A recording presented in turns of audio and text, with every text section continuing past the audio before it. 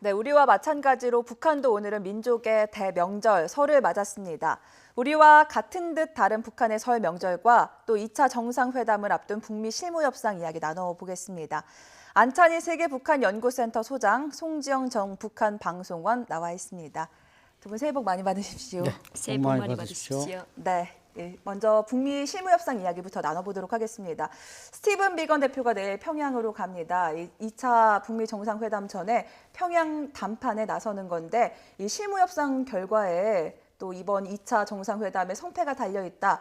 이렇게 얘기해도 과언이 아닐 것 같은데요. 맞습니다. 이번에 이제 스티븐 비건은 백악관의 이제 대북 정책 특별 대표로서 어떻게 보면 이제 트럼프의 이제 전권을 부여받은 사람입니다. 네. 그래서 이제 판문점에서 북한의 이제 전 스페인 대사인 김혁철과 회담하려고 했는데 이것이 갑자기 이제 어떻게 보면 좀 업그레이드 돼가지고 평양에 직접 간다는 거. 이것은 우리가 늘 말하던 톱다운이 아니라 일종의 톱업이 돼가지고 네. 평양에 가면 김혁철뿐 아니라 그 이상 뭐 김영철 통전부장, 심지어는 김정은 위원장까지도 만날 수 있는 보다 적극적인 북미 간의 접근이라고 할 수 있습니다. 일단 실무협상 장소가 판문점에서 또 평양으로 달라진 것에 대해 긍정적 신호로 보고 계신 거죠? 그렇죠. 아무래도 이제 판문점에서 만나면 아까 말씀드린 대로 이제 비건의 이제 위치나 위치로 볼 때는 네. 상당히 어떤 정권을 행사할 수 있지만 김혁철이 만약에 판문점에 나오면 계속 평양과 쪽지를 주고받으면서 시간이 지연될 것이고 따라서 이제 협상이 시간만 끌고 별로 성과에 도달하기 어려운데 직접 평양에 간다면 김혁철 상부 라인들을 전부 접촉할 수 있다 보니까 제가 볼 땐 아마 1박 할 가능성도 높고 그래서 지난해 이제 우리 특보들이 가서 머물렀던 고방산 특각 있지 않습니까? 초대소 말씀하시는 초대소. 거죠? 네. 고방산 초대소에서 1박 하지 않을까 이렇게도 예측할 수 있습니다. 일단 김정은 위원장의 의중까지 확인할 수 있는 장소라는 점에서 좀 더 기대가 된다라는 말씀이신데 비건 대표가 얼마나 머물고 또 어떤 경로를 통해서 평양으로 갈지는 밝혀지지 않았습니다. 일단 서울에서 평양까지 가는 방법 어떤 것들이 있을까요? 뭐 아시다시피 판문점을 이용해서 육로를 통해서 가는 방법이 좀 보다 이제 있죠. 그리고 네. 또 예전에 예전에 토대를 궁고로 봤을 때 폼페이오 국방장관도 비행기를 타고 직접 평양에 갔습니다. 그래서 네. 그런 것들을 비추어 볼 때 육로보다는 아무래도 비행기를 타고 갈 가능성이 높지 않냐. 그러면 비행기를 어디서 타냐. 지금 비건 대표가 우리 대한민국에 와 있습니다. 그러니까 이제 오산 공군기지를 통해서 네. 군수용 비행기를 타고 평양에 직접 방문하지 않을까. 네, 가서는 한 1박 2일 정도 머무르지 않을까. 이렇게 제 개인적인 생각입니다만 그렇게 생각됩니다. 네, 일단 항공편을 이용할 것 같다라는 전망을 하셨는데 네. 일단 북한 쪽에서도 육로 방문을 좀 꺼릴 수 있다고 해요. 왜 그런 거죠? 아무래도 아시다시피 김정은 위원장도 인정한 거지 않습니까? 우리의 도로라는 것이 정말 움푹 패인 곳이 많고 길이 한심하다. 그러니까 항상 이제 남북 정상회담 때 그런 얘기를 한 적이 네, 있죠. 그런 이야기를 네. 해서 우리가 다 이제 알려진 사실이거든요. 그래서 북한의 그 큰 길이라는 것이 정말 우리처럼 우리처럼 포장지대가 아니고 비포장지대고 또 이제 움푹 들어간 부분들이 많다 보니까 차를 타고 이제 뭐 내려갔다 올라갔다 가면서 이렇게 몇 시간을 가긴 가겠지요. 그리고 또 이제 가는 도중에 북한의 열악한 그런 농촌의 이제 실태들을 다 보여주기 때문에 그런 것 때문에 아마 비행기로 갈 가능성이 높지 않냐. 네, 이렇게 생각됩니다. 네. 협상이 뭐 하루가 될 수도 있고 이틀이 될 수도 있고 더 길어질 수도 있는 건데 길어지면 길어질수록 좋은 겁니까? 나쁜 겁니까? 길어질수록 안 좋을 수도 있지만 또 좋은 점도 있습니다. 네. 말씀하신 대로 길어지면 이제 뭔가 그 아젠다에 대한 합의가 잘 이루어지지 않는다. 이런 점에서는 좀 그 부정적이지만 그래도 일단 외국에서 온 손님입니다. 손님이기 때문에 평양에 머무는 시간이 많다. 아까 말씀드린 대로 고방산 초대소에서 1박 할지 또 좀 김정은 위원장이 뭐 특별히 좀 배려하라. 그러면 백화원 그야말로 국가 원수급이 머무는 화원에 또 잘 수도 있습니다. 네. 이렇게 되면 이제 뭔가 극진하게 대접하면서 북한으로서도 시간을 끌면서 미국으로부터 얻어낼 것을 얻어내는 이런 전략을 쓸 수 있기 때문에 꼭 길다고 해서 나쁜 점도 있지만 좋은 점도 있을 수 있다고 생각합니다. 네, 미국 입장에서는 평양까지 가서 협상을 한다는 게 불리한 점이 많습니다. 일단 공관이 없기 때문에 본국과의 소통이 쉽지는 않은 상황이거든요. 그런 면에서 비건 대표가 호랑이 굴에 뛰어드는 거다 이런 얘기까지 나오고 있습니다. 그렇죠.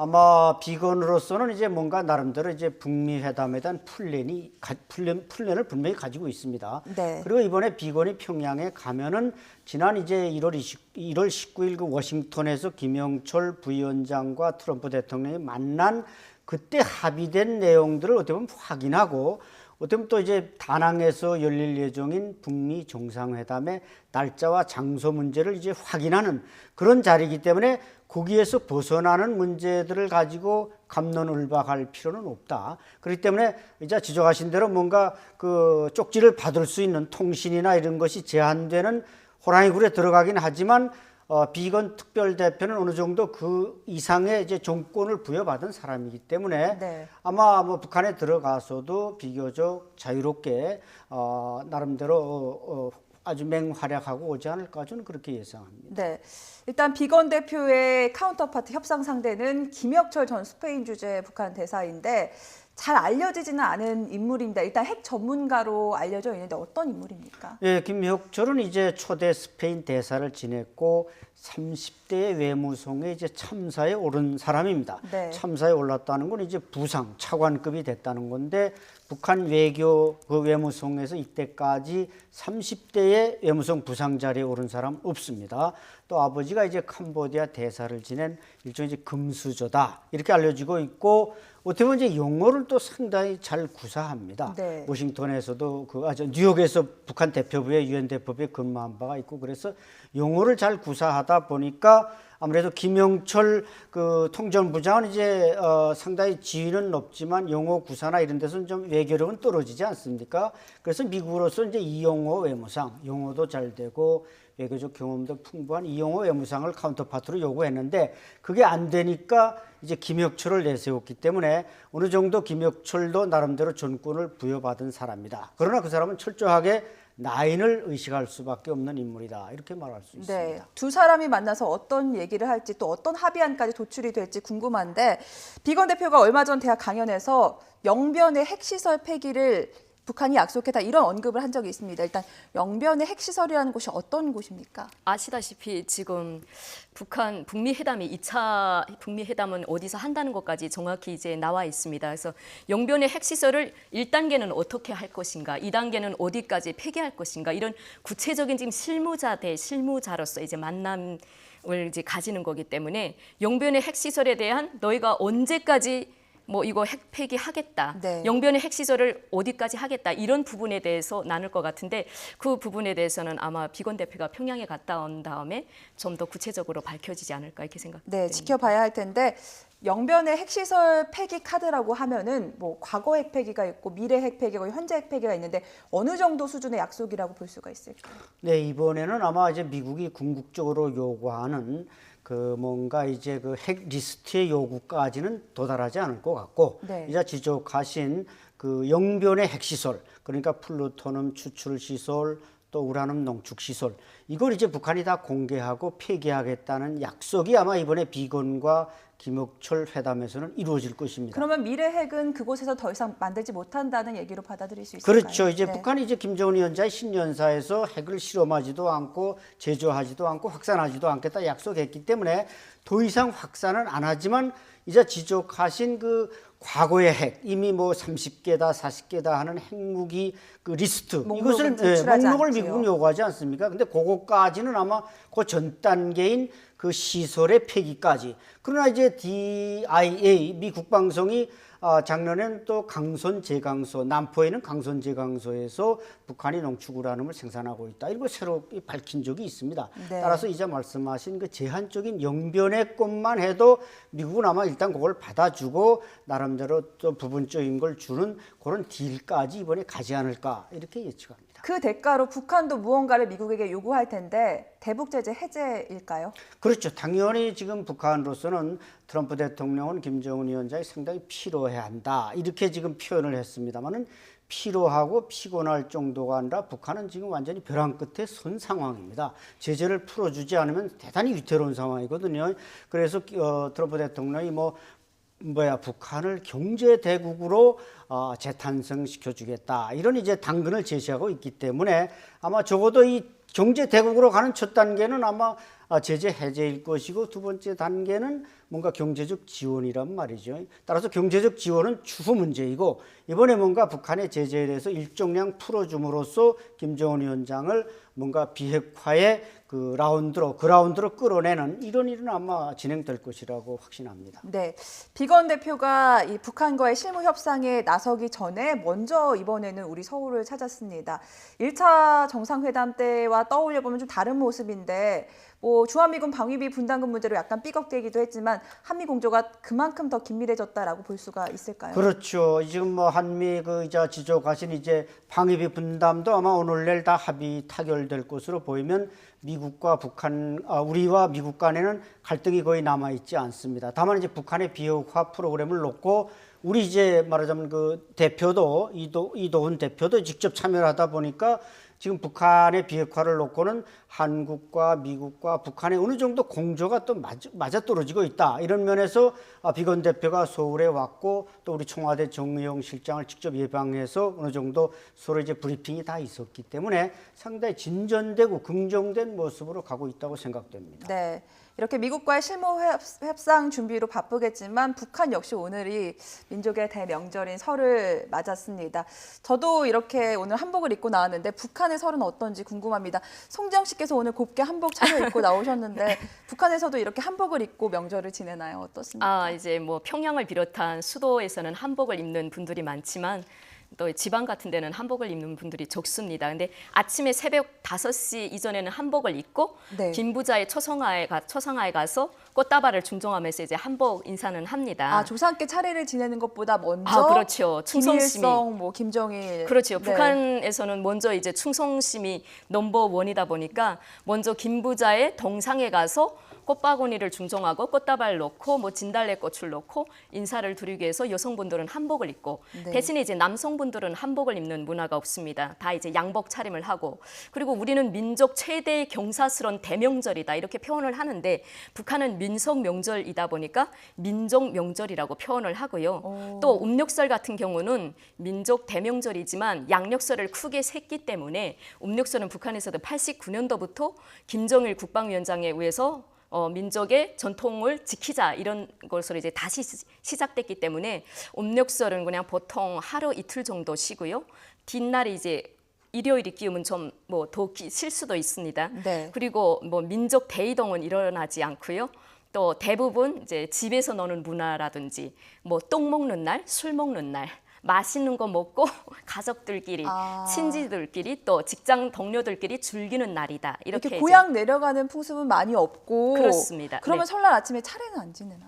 설날에 차례는 지냅니다. 네. 북한 당국에서는 차례는 이거는 미신적인 거다. 차례를 지내지 말라. 이렇게 국가적으로는 그렇게 하지만 전통적으로 북한 주민들이 조상 대대로 내려오던 문화이기 때문에 차례상은 지내거든요. 그래서 조상님에게 차례상을 지내서 식사를 하고 먼저 이제 인사를 드리고 그리고 이제 같이 밥을 먹거든요. 네. 가족이 모여 앉아서. 오늘 한복 굉장히 곱게 차려입고 나오셨는데 이게 전통 한복은 아니고 약간 개량 한복인 것 같아요. 네. 북한에서도 요새 이런 개량 한복을 많이 입습니까? 네, 아마 우리 이제 북한에서 공연단이 내려왔을 때 입었던 그 한복을 상상하시면 될 것 같습니다. 네. 삼지연 가련악단이 입었던 그 한복들이 북한에서는 조선 옷이라고 하는 우리는 한복이라고 부르죠.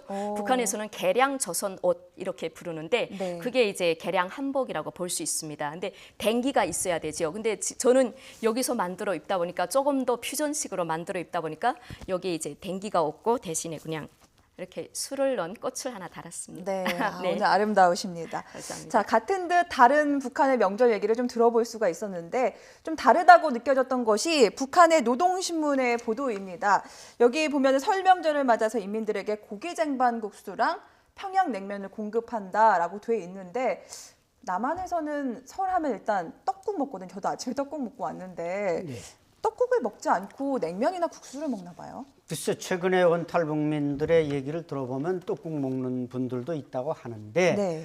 원래 저는 이제 고향이 평안북도 신의주 평안도 사람인데 제가 있을 때도 떡국은 먹은 적이 거의 없습니다. 오, 그렇습니까? 그래서 제가 제일 싫어하는 음식 중에 이제 떡국과 김밥을 제일 싫어하는데 그것은 북한에서 먹어보지 않은 음식이기 때문에 싫어하는 겁니다. 생경에서. 네, 생경에서 못 먹는데 그러니까 이 북한의 그 관습에서 우리가 분명히 알아야 할 것이 있습니다. 즉 추석과 설 명절은 언제 없어졌고 언제 다시 부활했는가 이게 중요한데 네.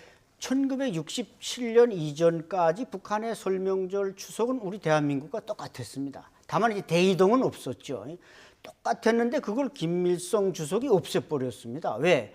조상에게 절하는 것은 봉건 6.25 사상이다. 그래가지고 그걸 없애버렸단 말이죠. 오. 그러다 67년에 없앴다가 88년, 89년 우리 올림픽이 있을 때 그걸 부활했습니다. 네. 그때 이제 종교도 부활하고 김일성 종합대학의 종교학과도 만들고 그랬는데 그러니까 이게 한 10년이 넘게 없어졌다가 생기니까 단절이 온 겁니다. 그리고 그전에는 북한 사회주의도 성장해서 60년대만 해도 떡도 먹고 고기도 하고 소도 잡고 그랬는데 한 20년 된 다음에 다시 80년대 말에 와서 이걸 부활시키는데 그때는 이미 식량 사정이 최악의 상황으로 치닫고 있는 겁니다. 네. 그러니까 명절이라는 게 원래 떡과 음식을 잘해서 이게 나눠 먹는 게 그 전통인데 그래서 부활은 됐지만 자 송지영 씨가 잘 설명했듯이 넉넉하지 않으니까 멀리서 친척이 올 필요도 없습니다. 교통이 안 좋은데 뭐하러 모입니까? 그래서 이제 명절이 부활은 됐지만 잘 드러나지 이렇게 흥성거리지 못하고 또 북한의 이제 국가적 명절과 이제 송지영 씨가 말한 그 민족 명절이 딱 구분이 됩니다. 네. 추석, 설 명절, 뭐 단오, 청명 이런 건 이제 민속 명절이고 국가적 명절하면 2월 16일 김정일 위원장 생일, 광명성절, 또 4월 15일 김일성 주석의 생일. 이런 국가적 명절, 9월 9일, 10월 10일 이런 명절은 이제 국가적 공급이 집중적으로 이루어지니까 자기가 좀 부족해도 국가에서 배급을 받아 잘 쇠지만 나머지는 장마당에 가서 구입하는 게 대부분이니까 생활이 넉넉지 않기 때문에 명절이 풍성할 수가 없습니다. 그런 얘기 들으니까 또 명절이 우리랑 많이 다르다는 느낌도 받는데 또 민족 대이동도 없고 그런 부분들이 아무래도 대북 제재 영향도 있는 것 같습니다. 지금 북한이 전력난이 심각하다고 하는데요. 네, 이제 명절 정기도 이제 북한에서는 명절 공급이다 이런 말이 있습니다. 그래서 명절을 공급해서 뭐 정기를 한두 시간씩 준다든지 그래야 이제 북한은 떡날이기 때문에 떡을 만들려면 로라가루를 내야 되거든요. 네. 그러면 안 그러면 집에서 절구질을 해야 됩니다. 그래야 쌀을 빻을 수가 있거든요. 그래서 정기도 명절 공급이다. 평양시도 마찬가지입니다. 정전이 모란봉 구역에 불을 2시간 주고요. 북새거리에 2시간 주고 또 버통강 구역에 2시간 주고 돌아가면서 전기가 돌아가는 게 네. 아니라 지역마다 그렇죠. 전기가 돌아가는 시간이 따로 있군요. 만시대 언덕이나 김일성 앞에 광장 주체사상탑 같은 데는 항상 불이 와 있고 105층 유경호텔 같은 데다 항상 불을 24시간 주지만 그 나머지 구역들 같은 경우는 서로 이제 2시간씩 엇바가락 돌아가면서 순번제로 준단 말입니다. 네. 그래서 정기도 명절 공급이다 할 정도로 특히 지금 뭐 북미 회담이 좀 풀리면 몰라도 아직까지 북한에는 아무것도 대북 제재가 풀린 것이 없기 때문에 북한 주민들은 말 없는 발이 뭐 천리간다. 뭐 국경 연선을 통해서 들었는지는 모르겠지만 벌써 이게 북한의 제재가 안 풀린다 이러면 식량값이 치솟고 있고 그런 것들이 모두 명절 공급까지 다 가기 때문에 경제가 많이 어려운 걸로 알고 있습니다, 지금. 말씀을 들어보니까 북한 방송에서 보여주는 모습이랑은 조금 차이가 있다라는 생각이 드는데 이렇다 보면 북한 뭐 명절 분위기도 좋지만은 않을 것 같아요. 그렇죠. 아까 말씀하신 걸 내가 답변을 빠뜨렸는데 뭐 냉면이다 뭐이다. 그건 네. 사실 뭐 옥류관이다 청류관이다 평양 시민에 한한 얘기지 지방에 무슨 냉면집이 그렇게 잘 돼 있지는 않습니다. 아, 평양과는 다르죠. 그렇죠. 평양과 네. 다르죠. 공급도 다르고 북한은 평양에 사는 사람들은 좀 선택된 사람이고 지방 사람들은 그러니까 교통, 전력 이런 모든 이제 어떤 소통과 통신 수단들이 열악하다 보니까 지방 사람들이 쇠는 명절과 도시 사람들이 또 세는 명절도 다르고 또 요즘 이제 장마당이 좀 발달이 돼서 역시 장마당도 도시에 집중되어 있지 농촌이나 시골에는 잘 집중되어 있지 않습니다. 그러다 보니까 해먹는 음식, 그다음엔 복장 뭐 이런 것들이 많이 차이가 납니다. 네. 자, 두 분 말씀을 종합해서 들어보니까 트럼프 대통령의 말처럼 북한의 이번 2차 정상회담이 북한에게 또 다른 기회가 될 수도 있을 것 같습니다. 비핵화를 이행하면 북한 경제가 살아나 경제대국이 될 가능성이 있다. 트럼프 대통령이 이렇게 얘기를 했는데요. 그 발언 저희가 그래픽으로 준비했는지 잠시 보도록 하겠습니다. 자, 트럼프 미국 대통령 발언입니다. 북한은 세계에서 가장 위대한 경제 국가 가운데 하나가 될 기회를 갖고 있다. 김정은 위원장을 압박하기 위한 발언일까요? 예, 맞습니다. 채찍이면서 동시에 당근인데 실제로 북한은 노동력, 우수한 노동력, 저렴한 노동력, 또 풍부한 지하자원 이런 면에서 트럼프 대통령의 저 지적은 결코 허풍은 아닙니다. 분명히 북한도 시장 경제를 도입하면은 경제 대국이 될 충분한 잠재력을 가지고 있습니다. 다만 어떻게 뭔가 경직된 사회주의를 버리고 개혁 개방으로 가느냐 여기에 이제 방점이 있다고 보여집니다. 네, 북한 입장으로서는 지금 수렁에 빠진 경제를 빨리 탈출해야 되는데 탈북민 입장으로서, 세터민 입장으로서 또 이번 2차 북미 정상회담 바라보는 시선이 남다를 것 같으신데요. 마지막으로 한 말씀 주신다면요. 네. 이제 북미 회담이 정말 잘 성사돼서 이제 북한에 있는 우리 형제들도 우리처럼 정말 자유롭게 소를 세고 떡국도 맛있게 나눠 먹는 그런 날이 왔으면 좋겠다는 게 개인적인 바람입니다. 네, 이렇게 이야기 마쳐보도록 하겠습니다. 안찬일 세계북한연구센터 소장, 송지영 전 북한 방송원이었습니다. 두 분 오늘 나와주셔서 감사합니다. 감사합니다. 감사합니다.